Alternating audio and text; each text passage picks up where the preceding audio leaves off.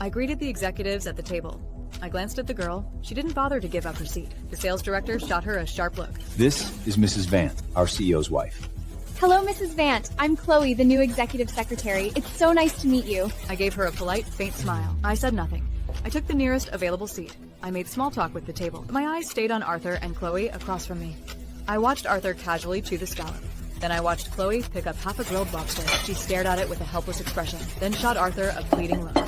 Arthur frowned slightly. He took the lobster from her plate, peeled it with his bare hands, then placed the meat back onto her plate.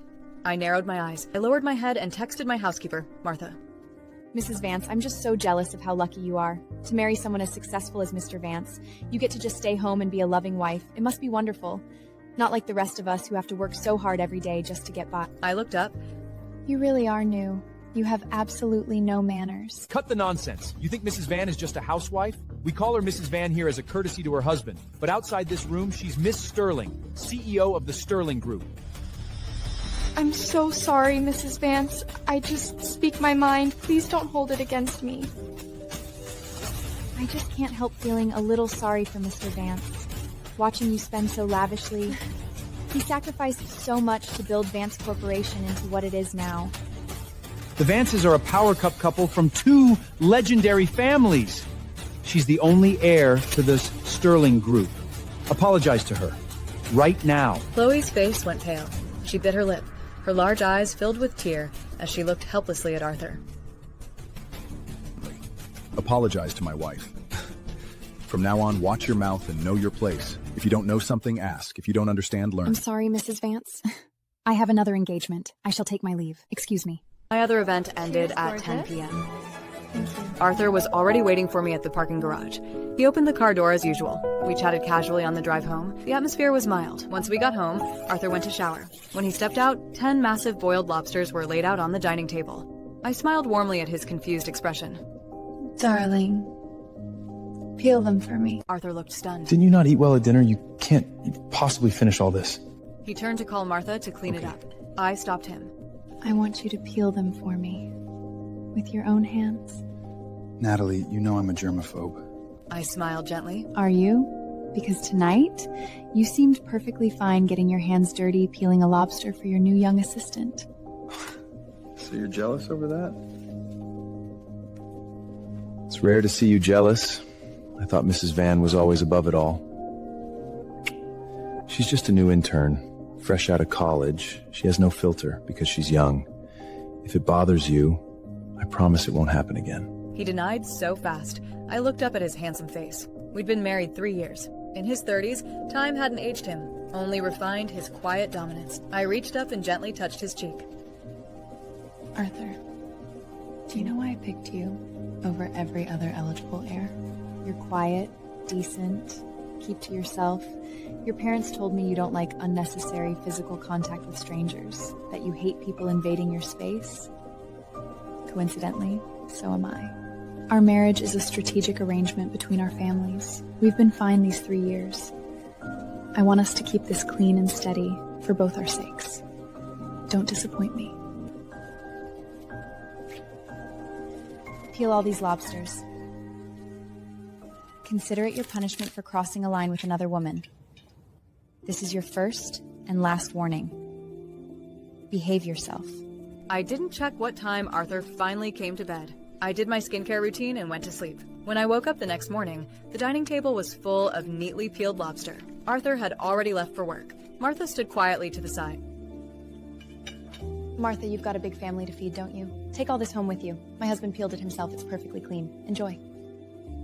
After that day, Arthur and today. I went back to normal. That little unpleasantness was just a minor blip, harmless and soon forgotten. If anything, he treated me even better than before. I had no interest in babysitting him or tracking which women he spoke to. As the head of the Sterling Empire, I had a company to run. Then, 1 month later, he pulled up to take me to a Vance family dinner. The car window rolled down. Chloe sat in the passenger seat, looking faintly smug. I frowned. Hello, Mrs. Vance. You look stunning today. Chloe smiled brightly. Her pretty face was innocent and naive. She acted as if she couldn't sense my displeasure at all. Arthur also looked completely unfazed, as if nothing was wrong. My expression got cold. Get out. Chloe's smile froze. Mrs. Vance, Mr. Vance was just dropping me off on his way. I get terribly carsick, that's why I'm in the front seat. She shot Arthur a desperate, pleading look. Arthur looked at me helplessly. Knowing my temper, he didn't try to defend her. I repeated it, my voice colder. Get out. Let my wife sit. Chloe bit her lip and climbed out reluctantly. As she reached to open the rear door, I cut her off. Who said you could get back in? Chloe froze. I took a slow breath. Can't you even afford an Uber? Things must be tough. I'll cover your fare. Go home. Be safe. Arthur watched awkwardly and tried to intervene. Arthur, this is your fault. If your employees' gays can't even afford a cab and have to hitch a ride with the CEO, you're failing as a leader. Starting tomorrow, transport dippings for all mid-level and above staff at Vance Corp and Sterling Group go up 10%. Charge it to Sterling accounts. Chloe's eyes reddened, tears swirling. Mrs. Vance, I may be poor, but I won't let anyone trample on me. What gives you the right to insult my dignity with your money and status? I laughed. You're so broke you have to beg your married boss for a ride, yet paying for your cab insults your dignity?